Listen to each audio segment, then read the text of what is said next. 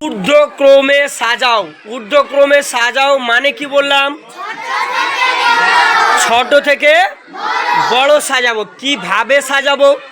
এখন তোমাদের প্রতিদিনই প্রার্থনাতে যখন দাঁড় করানো হয়, তোমাদের হেডমাস্টার বা আমি বলি, যারা ছোট তারা সামনে দাঁড়াও, যারা বড় ওরা পিছনে দাঁড়াও। তোমাদের ক্লাসে প্রায় এখন ধরে নাও 30 জন বসে আছে, 9 জন বসে আছে। এখন যদি বলি ছোট থেকে বড় হিসেবে লাইন করো, তাহলে আগে ছোটটা দাঁড়াবে না আগে বড়টা দাঁড়াবে? তাহলে এখানকার মধ্যে ছোট কে? ওই পিছনের ছেলেটা ছোট, তাই তো? ওকে দাঁড় করাবো, বা এই ছেলেটা ছোট, একে দাঁড় করাবো, তাই তো? ছোটরা আগে, পরে বড়রা। ঊর্ধ্বক্রমে সাজাও মানে হচ্ছে ছোট থেকে বড় সাজাবো। 3টে সংখ্যা বলবো, মনে রাখ, মুখে মুখে 3টে সংখ্যা।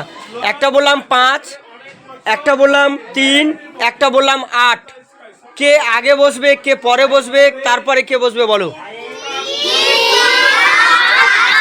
কারণ 3 সব থেকে, তার থেকে ছোট, বড় একটু 5, তার থেকে বড় একটু 8। তার মানে ছোট থেকে বড় সাজাচ্ছি না বড় থেকে ছোট সাজালাম?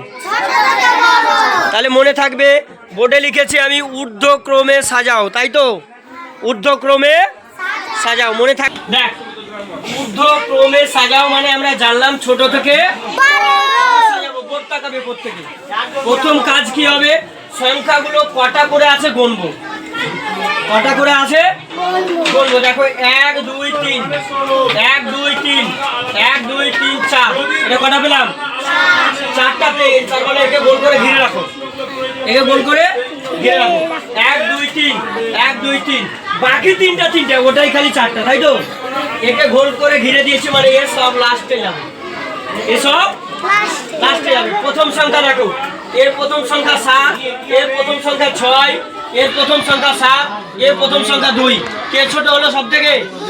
2। তার মানে এটা প্রথমে আসবে, এটাকে লিখে দাও 245। তার মানে এটা শেষ, তাই তো? এটা শেষ আছে। এই 3টের মধ্যে দেখো, এখানে 7, এখানে 6, এখানে 7। এইটির মধ্যে কে ছোট? 6 ছোট। তাহলে 6টাকে লিখে দাও। হলো? হয়েছে? তারপরে দেখো, এখানেও 7, এখানেও 7, ঠিক? 7 7। পরেরটা দেখো, এখানেও 8, এখানেও 8। এখন পর্যন্ত সামানি আছে, কে ছোট কে বড় জানি না, জানি কি? এখানে দেখো 4, এখানে দেখো 0। তার মানে এটা ছোট। তাহলে এটাকে আগে লিখবো, তারপরে এটা বেঁচে আছে, এটাকে লিখে দাও। আর সব লাস্টে এটা তো ছিলই, লিখে দাও। ঠিক আছে। আচ্ছা, সহজ মনে হলো? সাজানোটা সহজ মনে হলো? তারপরে আমরা দেখে নেব 245 একক, দশক, শতক। 245, 699, 780, 784 একক, দশক, শতক, হাজার। বুঝা গেছে?